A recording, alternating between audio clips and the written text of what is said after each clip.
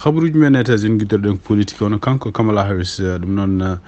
jogorɗo nomede yo won candidat démocrate en kanko kadi kanko ancien président Donald Trump en wayno campagne mabɓe ko woni joni ko vitesse oɗo sa joni en wayno ko kanko Donald Trump tugnade kadi conférence mo waɗi hande o holli no fewi mettere makko ko sibabunde dole ɗe Kamala Harris campagne muɗum fuɗɗi jogui oɗo sa joni nde o wondi noon o wati o wi wonde ko kanko e vice président makko ono Jeudi maɓe mbaɗ peeje foof ɓe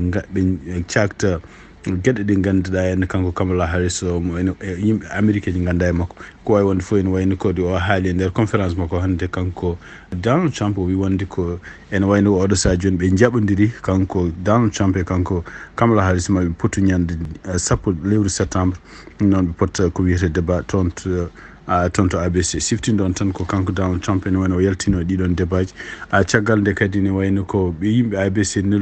noddunoɓe ɓe toon aljuma ɓennu to en kadi o wonti ƴettoje hakkude mabɓe surtout kadi oɗo ñalawma nde o haalata ko fati Kamala Harris wonde wona ɓalejo wonno ko indien wonno e gueɗe baɗe noon kadi mo ƴetto journaliste uji ABC caggal muɗum en wayno wirno wonde o waɗata débat makko toon koto Fox ɗum noon e wayno ko wi ko Kamala Harris so tawi yiiɗi wadde mo foti arton to Fox News kono noon e tugnade kadi e campagne uji mabɓe kamɓe ɗiɗi fof ko kolli hande mi wonde ko Kamala Harris jaaɓi tan oɗo sa joni ko débat goto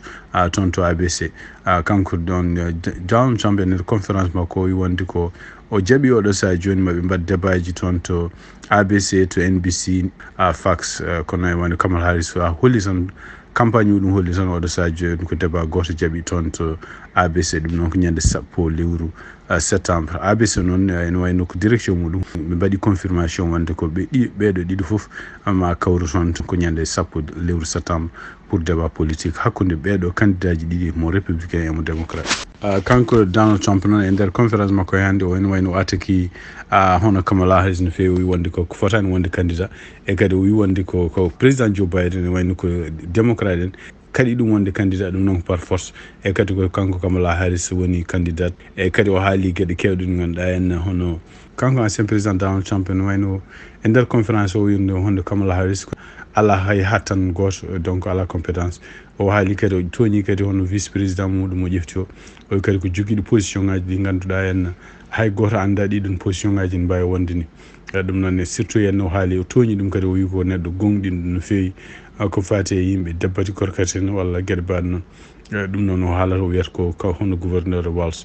to banggue mabɓe noon kamɓe démocrate ene wayno ko kamɓe campagne makko kanko Kamala Harris e kanko vice président makko ɓe kaali gueɗe kewɗe ko fati surtout Trump e surtout gueɗe ɗe puɗɗi haaldande koko fati surtout hen avortement sibabude Donald Trump ko ɗum waɗi ñawre wonno no wiyete Roe v. Wade ko kañum huɗum waɗi ha ndeɗo ñawre itta kanko Kamala Harris no wiiri so tawi Donald Trump arti e laamu kala debbo gonɗo ɗo e leydi he hankkadi ala droit hay dañde safara muɗum taw ko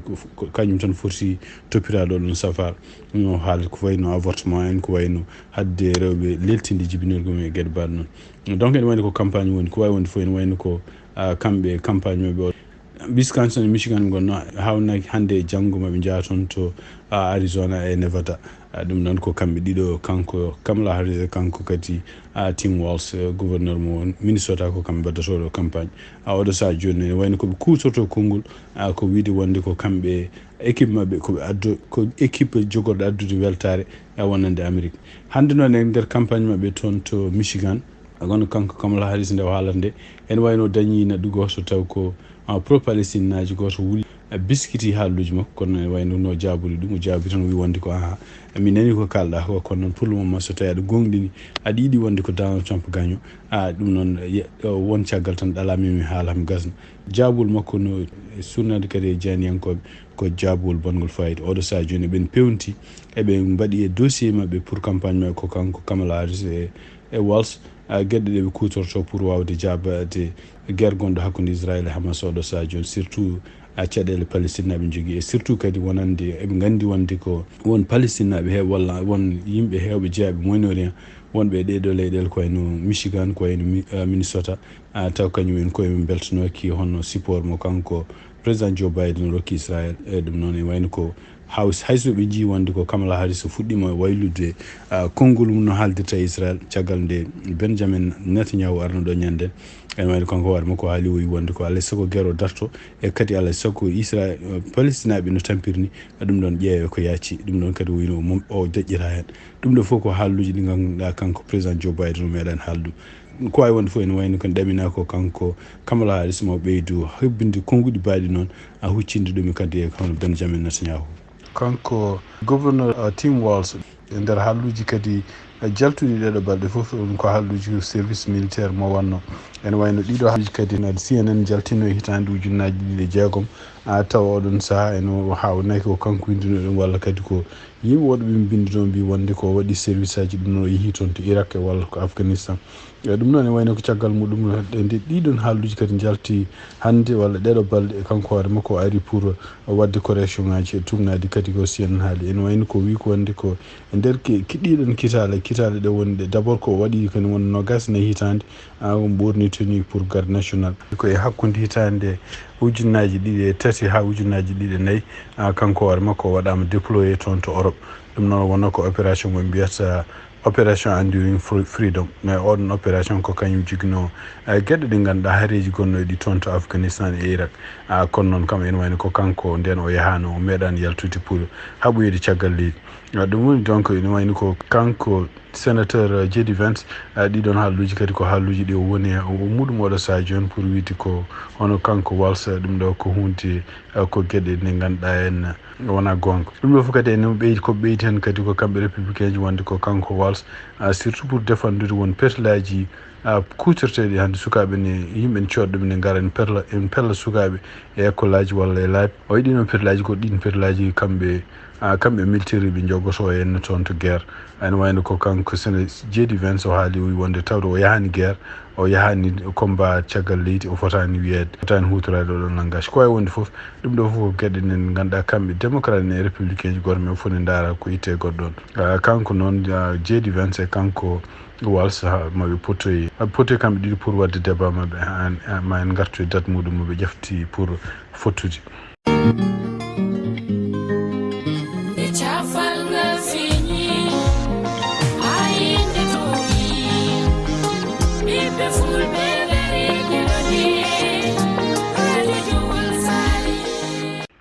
habaruji gumriɗi toon to Al Jazeera tungnadi no ɓe mbiri wonno hono leydi Égypte États-Unis kañum e Qatar minen mbaɗi pression oɗo saaha hande e kamɓe Hamas e Israël pour mbawi continde beele ɓe mbawa jabde ruttade e haaldude ko fate cessez-le-feu siftinde on tan cessez-le-feu koko hemno nokku hawnaki kanko Benjamin Netanyahu nde ummi ga nde koko jogorno jaɓede kono noon deke ene wayno ko peeje ɗeɓe gonno kamɓe Mossad ɗum noon ko service intelligence mo Israël ɓe gonno ko ƴewde warde yimɓe ardiɓe Hezbollah walla Hamas ɗum waɗi hono kanko gaddinoɗo Hamas biyete Ismail Haniyeh wala toon to Iran siftinde on ɗon Israël ha hande haalani wi wonde ko kañum woni sababu mayde makko kono noon ko yiita e enquête aji baɗaɗi wonde ko kamɓe yimɓe jeeyaɓe garde national toon to Iran ko kamɓe deke mbaɗi toon bomboji ɗi to nokku ɗo hoɗa ɗo ɓe gandi omo jippo ɗon kala nde wari Iran kanko noon oɗo dumo no fof hoɗi ko toon to Qatar ko wawi wonde fof ene wayno ko jiida e ɗum ɗon kadi hono kamɓe Hamas ɓe mbawino lomtinde neɗɗo goɗɗo pour yo lomtomo kanko Ismail Haniyeh oɗon neɗɗo noon wiyete ko Yahya Sinwar kañum hoore mum woni ene wayno ko kañum hoore mum ni woni caggal attaque baɗanoɗo toon to Israël ñande 7 octobre ene wayno ko kanko woni ingénieur muɗum hollude tan wonde ko Israël naɓe walla Benjamin Netanyahu hono Hamas ene wayno ko haysino ɓe mbari mo cikki woni gardi ɗum o ene wayno ko Hamas mayanto donc ene wayno ko haysinde pression ne waɗa e mabɓe kamɓe Israël e Hamas yo guerre o continue ene wayno Israël nene continue e wallade bomboji toon de école aji ɗum noon e tumnadi kadi habruji jaltude hande ono kamɓe Israël ɓe bombardi école aji ɗiɗi e école aji ɗiɗi kadi ɓe mbari hen yimɓe kene wonde 15 neɗɗo warama toon ɗum noon ko école aji ɗiɗi gonɗi toon to Gaza City taw yimɓe cooni hen donc 15 neɗɗo warama toon donc tunga hande habruji gumriɗi toon to Al Jazeera donc haysindo Égypte Qatar ene wonde États-Unis ene continue wadde pression ngaji mabɓe kamɓe Israël ene wayno ko haareji ɗi kamɓe Israël ɓen continue hande bombude nokkuji civil en tungnade ministre toppitiɗo ko fate cellal toon to Gaza mbi ken wona capantati e jeenayyi ujunere temedde jeegom e capanɗe jeenayyi e jeenayyi neɗɗo ɗum woni maaɓe oɗo saaha joni tuggi nde guerre o fuɗɗinde hen gala ñande jeeɗiɗi lewru octobre hitande ujunaji ɗiɗi nogas tati toon to Norvège hono kamɓe ministre mabɓe des affaires étrangères ne wayno ɓe convoquino hannde joni ɗon Israël toon to Oslo capital mabɓe kamɓe Norvège ɗum noon ko caggal nde kanko ministre toppitiɗo affaires étrangères mo Israël e ɗum noon ko caggal nde kamɓe laamu Israël surtout e nder ministre mabɓe des affaires étrangères nde wayli hono statut ko mbiyata jonde yimɓe joɗinoɓe toon joɗinoɓe Norvège toon to ko mbiyata autorité Palestine ɗum noon mo Mahmoud Abbas ardi ɗum noon e wayno ko kamɓe Israël ɓe en wayno ko ñalawma oɗo donc ene wayno ko caggal nde kamɓe Israël ɓe oɗo ñalawma alhamisa jeeɗiɗi e lewru août caggal nde ɓe kamɓe koye mabɓe mbayli jonde yimɓe joɗinoɓe Norvège naaɓe joɗinoɓe toon to état Palestine ɗum noon ko Mahmoud Abbas ardi ɗum noon ene wayno ko kamɓe ministre des affaires étrangères mo Norvège gonɗo toon to Oslo noddino toon hono représentant Israël toon to Norvège pour hollude ɗumen kañumen beltake e ɗiɗo halluji ɗum ɗo fof noon ari ko caggal nde kamɓe Norvège e nder guila mois de mai ɓe jiyama wonde ko kamɓe koye mabɓe eɓe pelliti heftinde hono leydi Palestine ɗum noon ko pour wawde wallude ɗum beele ne jeeye e ko wiyete Nations Unies e kamɓe kadi Norvège naaɓe ni ɓe piino wonde ko organisation Nations Unies gonɗo toon to Palestine kaɓɓeteɗo pour wallude yimɓe ganduɗa tampuɓe ko wayno heegen walla ko wayno mbiyeteɗo UNRWA e mbinoɓe continue eɓe ɓeyda haalis moɓe dokkata ɗum ɗon e surtout yenti hen kadi e nder daroɗo nduɗo lewru août hono kamɓe Norvège pelliti kadi ɓe mbi kamɓe koye mabɓe ɓe jenta e complainte mo Afrique du Sud waɗi contre cour pénal international gonɗo toon surtout henna taw ko kanko Benjamin Netanyahu mo wiya en o wiya wonde komo foti nanguede e yante kadi yimɓe won jeeyaɓe laamu e kadi yimɓe tato ardiɓe Hamas ɗum ɗo fof ko gueɗe ɗe ganduɗa welani Israël wi ɗum ɗo ko campagne contre leydi Israël ko ɗum waɗi donc Israël kañum hoore mum sibabunde ɗeɗo gueɗe fof itti wonde statut mabɓe kamɓe Norvège naaɓe wonnoɓe toon to état Palestine wiɓe wonde ɓe natti hankkadi wonde natti reconnaissde ɓe comme koɓe représentant ko ɗum waɗi Norvège oɗo saaha joni natti weltade mabɓe donc e ñalawma cugnade kadi habaruji gomriɗi toon to Jérusalem hono kanko Benjamin Netanyahu o dogani joni ko kuppude relation ngaji diplomatique gonɗi hakkude mabɓe siftini ɗon tan ko Norvège ko leydi ko nder Norvège kañum horum idi heftinde état Palestine e hitande ujunere temedde jeenayyi e capanɗe nayyi e jeenayyi caggal nde créande donc oɗo saaha joni wayno ko hakkude mabɓe woni hankkadi ko jeygol fetat ɗon kamɓe hakkude mabɓe kamɓe Norvège e Israël toon to Bangladesh en wayno hannde ñalawma hono kanko biyeteɗo Mohamed Yunus jaaro duuɓi capanɗe jeetati e nayyi e kadi ko gandiraɗo ko neɗɗo jamu ɗum noon ko kemnoɗo jeenaji kewɗi ko fate pour jaam yidde jaam e aduna yidde jaam e leydi mum ɗum ko hitande ujunaji ɗiɗi e jeegom en wano hannde o ari toon o ardisima laamu ngongu toon ngu ɗum noon ko laamu gadditagol hadde ɓeɓe dañde peeje goɗɗe e nder konngol ngol waɗi noon caggal kadi nde ɓe jaɓɓimo toon to suudu sarɗiyankoɓe o wi wonde ko mission makko walla ene wayno anniye makko d' abord ko kala mo waɗi gouvernement kanko e gouvernement makko ko artirde jaam toon to leydi artirde kadi ko wiyete deejre e artirde kadi ko wiyete peewal e ɗum noon e nder gouvernement mo ƴefti o ene jeeya hen étudiant ji ɗi taw ko yimɓe ɓe ganduɗa jeeyanoɓe ardiɓe seppuji bonnoɗi toon ɗiɗo dumunnaji fof kene ɓuura lebbi ɗiɗi wani seppuji nan toon ha waɗi kene wona temedde tati neɗɗo taw ko hakkude yimɓe seppoɓe e yimɓe police ko ɗin seppuji mbaɗi hono kanko gardinoɗo leydi o premier ministre biyeteɗo Cheikh Hassini ko ɗum waɗi o yalti leydi ndi ɗum noon o dogi o mona toon to joni toon to Inde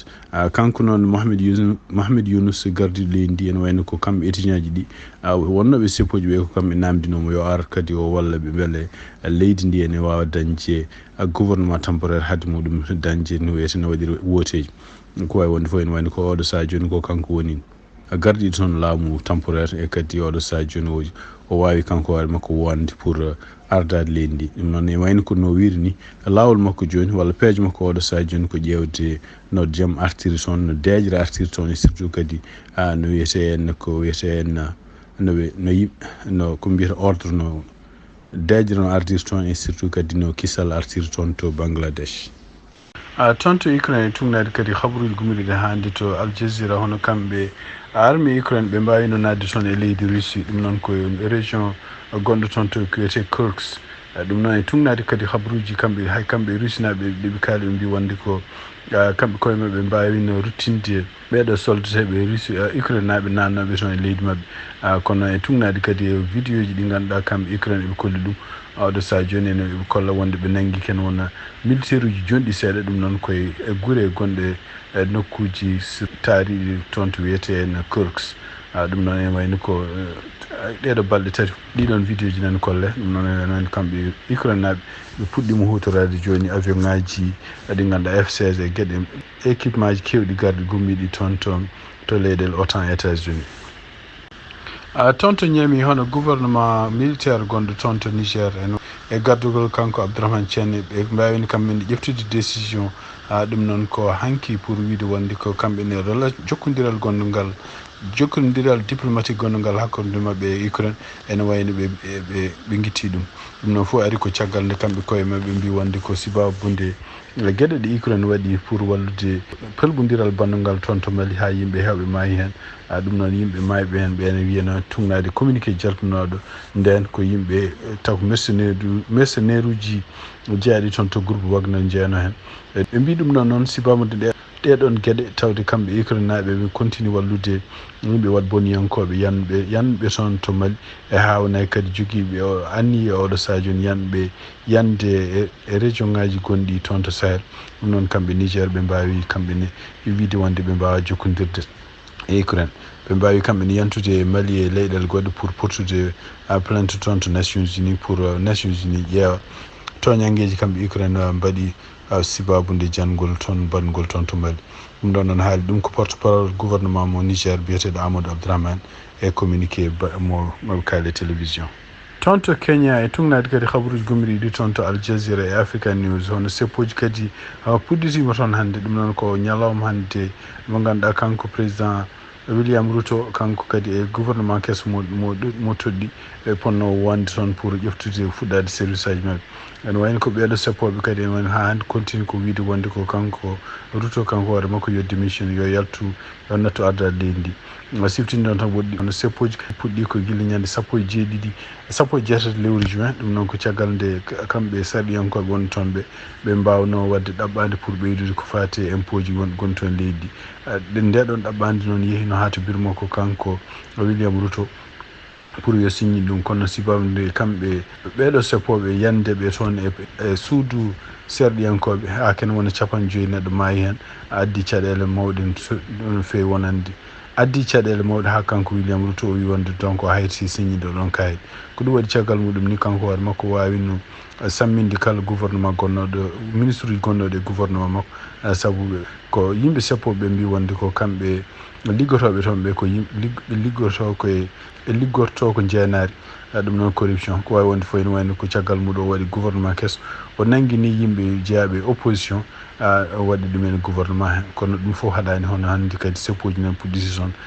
police kamɓe toon to guure mabɓe mawɗe nan continue warlade